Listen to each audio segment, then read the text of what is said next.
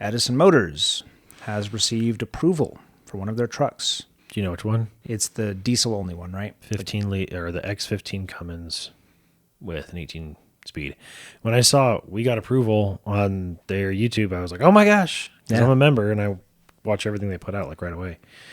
And I was so excited. And then when they're like, we got approval, at the very end, he's like, for the Cummins with the X15. And yeah. I was like, Yeah, the diesel electric drivetrain is exciting. That's the most exciting part. Mm-hmm. But I think what gets overlooked is their whole philosophy to using as many off-the-shelf components as possible, preserving right to repair, right, letting owners maintain and fix their own vehicles by not hiding things behind like a walled garden of bespoke pieces. That part, the diesel electric stuff is exciting, and I'm most excited for that. But that's another big piece of this, is there's a lot of these truck manufacturers that have either gone out of business or they've gone to a model where you have to buy their specific stuff. And it's so unique to that vehicle that if something breaks on the side of the road, there's no chance. You're not going to fix that the same day. You have to order a very specific piece, has to be shipped from China or wherever it's made.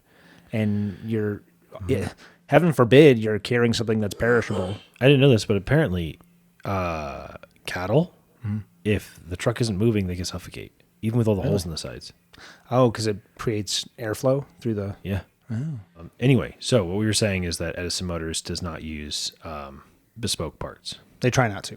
Yes, as much as they can avoid it, they do. So the fact that they at least are able to sell trucks and they have a way to create revenue, that is going to put investors at ease, knowing that they're going to start generating revenue and selling vehicles. Yeah.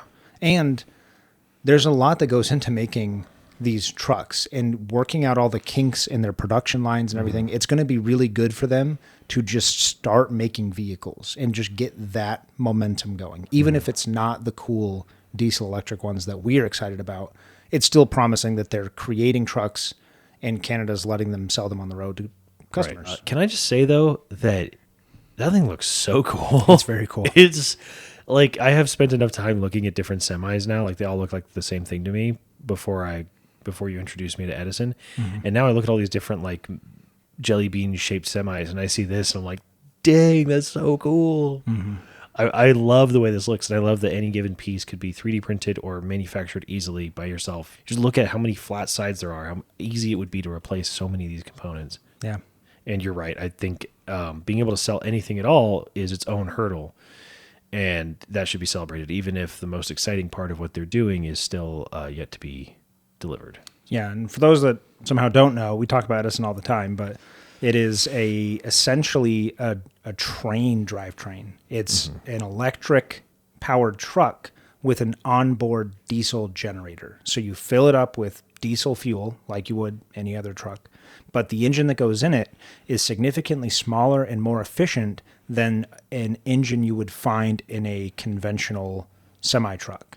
Because a conventional semi-truck needs an engine that under the worst possible scenarios can still pull the entire load, however much weight it has, up a hill at high elevation with AC blasting. You need an engine that can handle whatever the peak output is.